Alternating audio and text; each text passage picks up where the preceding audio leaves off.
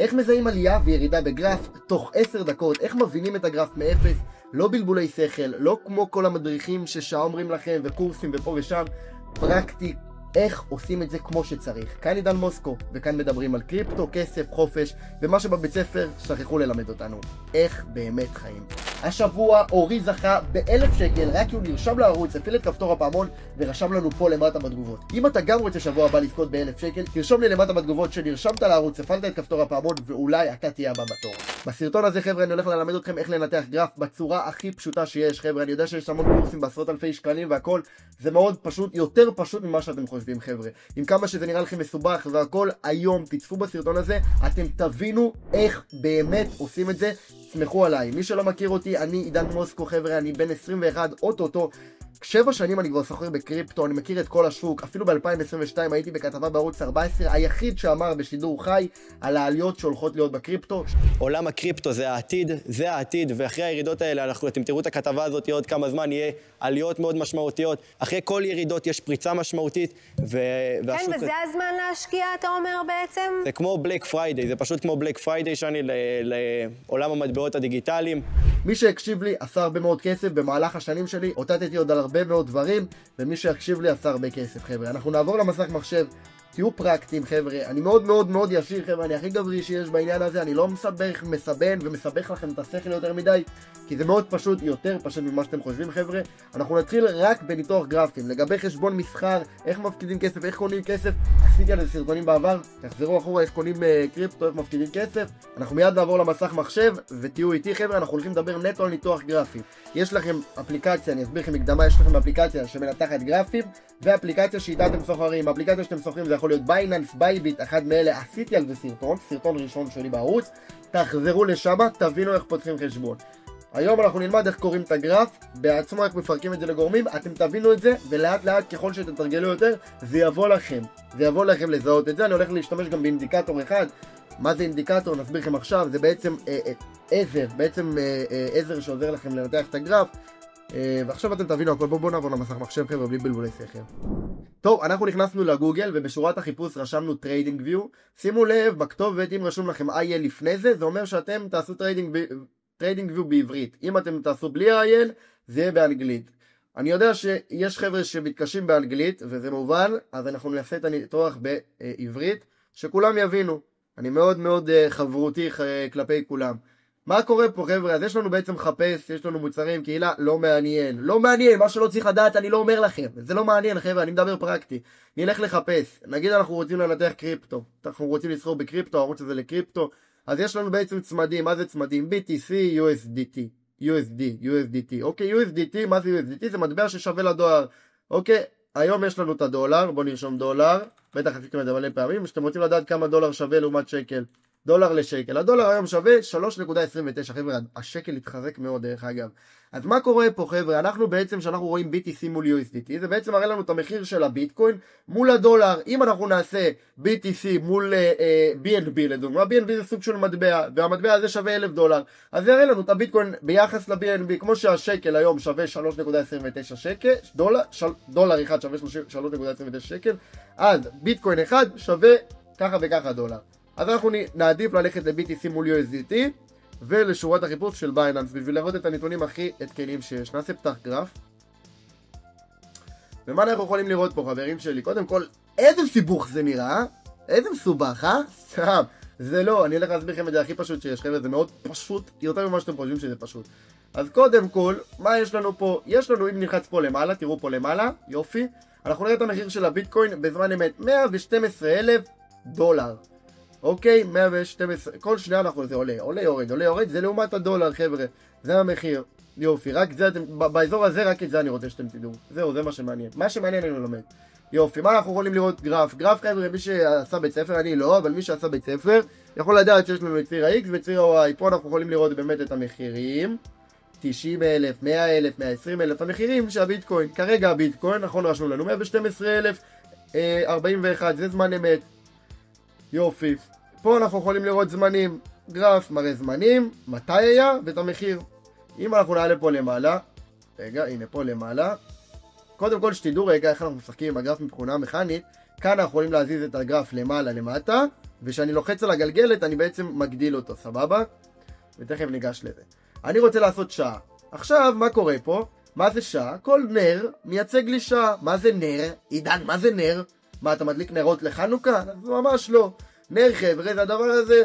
איך הוא מורכב? יש לנו נר ירוק ונר אדום. נר אדום בעצם מורכב מהפתיל שלו, גם נר ירוק אותו דבר, ובואו נסביר לכם את זה עכשיו. מה זה פתיל? מה זה זה? בואו נתחיל עם נר ירוק. נלך לנר הזה לדוגמה. הכי פשוט שיש, נלך לנר הזה. הנר הזה ספציפית הוא נר ירוק. למה הוא ירוק? כי הוא נפתח במחיר, שימו לב, עזבו את הפתילים האלה, זה נקרא פתילים דרך אגב, וויקים, פתילים, איך שאתם רוצים לקרוא לזה, וויק זה באנגלית. זה וזה, הדבר הזה, הקטן הזה פה, הקטנצ'יק הזה שיוצא מפה, זה פתילית.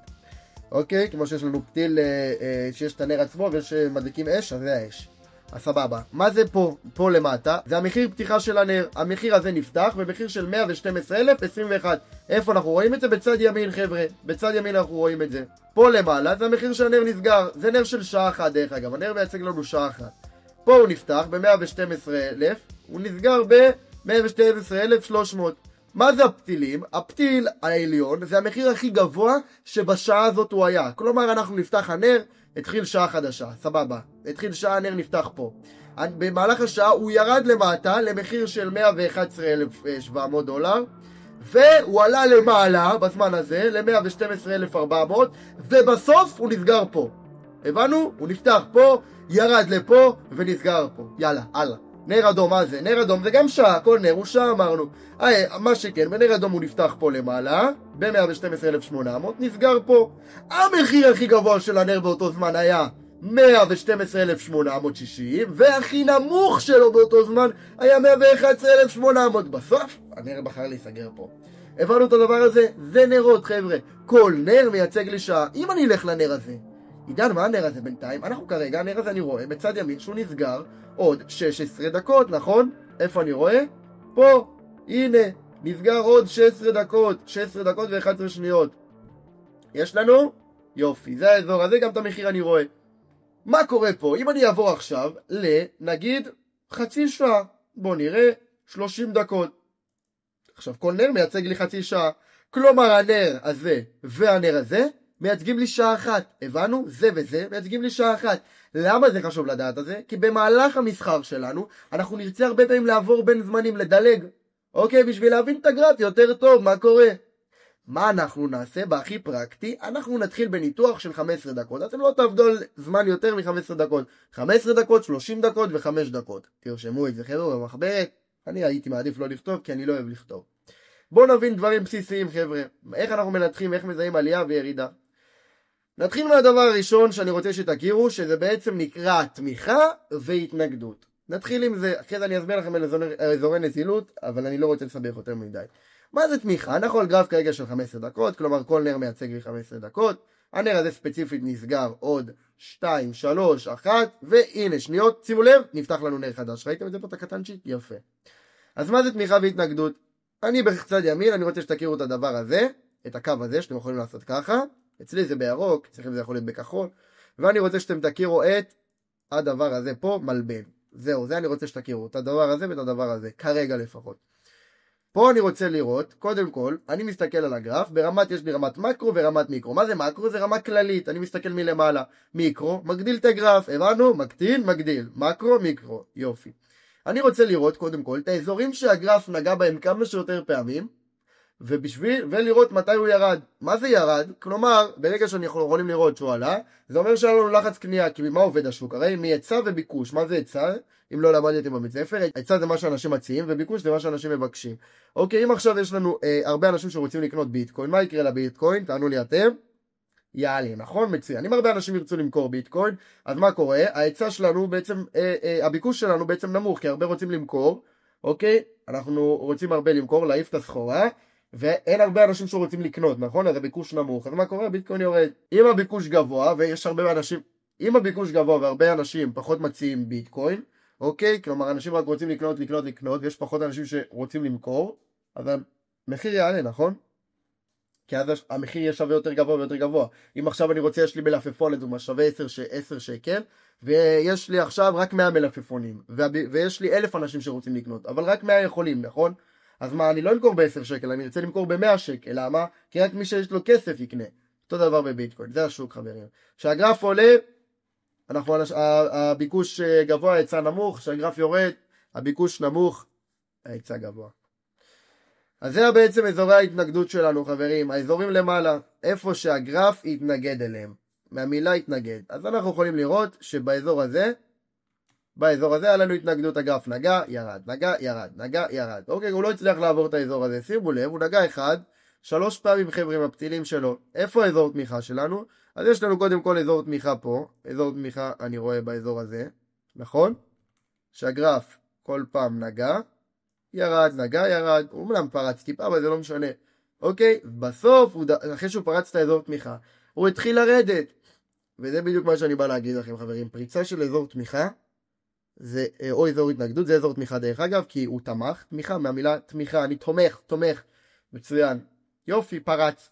אחרי זה, הוא עלה לאזור תמיכה, שימו לב איך הוא עלה פה לאזור תמיכה, כי יש לנו פה עוד אזור התנגדות שהיה אזור תמיכה מלפני זה, נכון?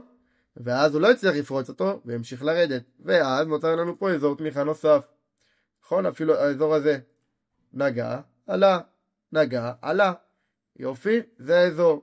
אם עכשיו, לדוגמה, יהיה לנו פריצה משמעותית לאזור הזה, עכשיו הגרף הולך לרדת לאזור הזה, אני מעריך בגלל שהוא פרץ, כמו שקרה לנו פה, שהולך להיות ירידה, עד איפה? יכול להיות עד האזור הזה, כי זה יש לנו פה עוד תמיכה, כל האזור הזה, הבנו? זה מאוד בסיסי חבר'ה ברמה הזאת. עכשיו, אם הוא יפרוץ את זה, אנחנו נמשיך לראות ירידה. סבבה? זה אזורי תמיכה. מה זה אזורי נזילות? אזורי נזילות, רגע, סרטוטים, זה הדבר הזה הבלבן. אני מסמן במקום תמיכה את כל האזור הזה. אוקיי? זה קצת יותר פרקטי בשבילי. כל האזור הזה זה אזור נזילות. למה? כי היה לנו פה הרבה אנשים שעלה ומלא מכרו, עלה מלא מכרו. אם הוא יפרוץ לי את האזור הזה לפה למעלה, אני אחכה, יכול להיות שהוא יעלה, אבל אם הוא יפרוץ לי לפה, הוא ירד. לא בטוח, אבל כנראה שככה זה יעבוד. הבנו?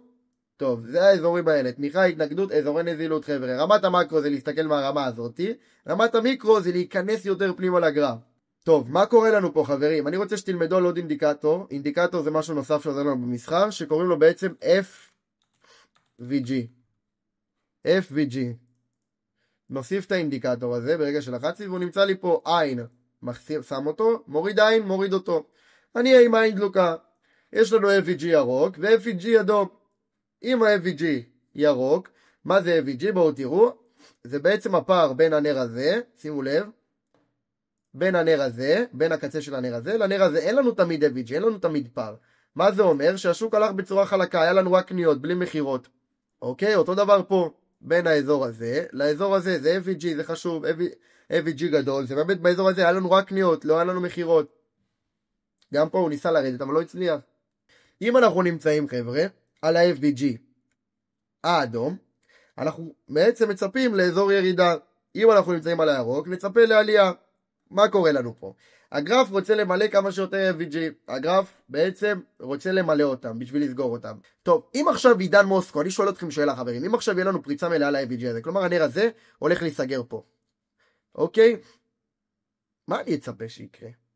ה-FVG הוא ירוק, אבל אם הוא נסגר פה, הוא ימשיך לרדת למטה חברים, כנראה. למה? כי הוא רוצה למלא עוד FVG אחרים. אזורי נזילות גם, הוא יפרוץ גם את האזור נזילות הזה דרך אגב.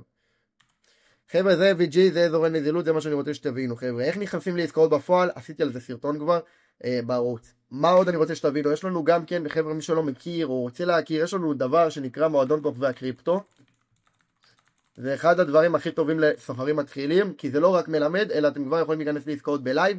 זה קבוצת איתותים, יש לנו אנליסטים שסוחרים כבר מעל 5 שנים, כל מי שסוחר מעל 5 שנים ועבר אצלי הכשרות, שולח איתותים. מה זה איתותים? מתי להיכנס למטבע, מתי לצאת. איך זה עובד? יש סרטון של חצי שעה, ברגע שאתם קונים את זה, מצטרפים בשקל, 3 ימי ניסיון, מצטרפים בשקל, רואים סרטון של חצי שעה, לומדים איך להיכנס לאיתותים, אתם אפילו לא צריכים להסתכל על הניתוח גרפי הזה, אתם יכולים פשוט, אומרים לכם לאיזה מטבע להיכנס, מתי לצאת ברמה הזאת. תראו, אנשים עשו 3,600 שקל בעסקאות, זה פסיכי חבר'ה, זה דוח, שימו לב, זה דוח שבועי חבר'ה, 1, 2, 3, 4, 5, 6, 7, 8, 9, 10, 11, 12, 13, 11 מתוך 13 עסקאות בשבוע נתפסו, שתבינו, גם פה כל העסקאות נתפסו חוץ מאחד, אנשים עושים כסף, 101% על הכסף, 154, המועדון הכי טוב שיש, מי שרוצה שייכנס, מי שלא רוצה לעשות כסף שפשוט לא ייכנס.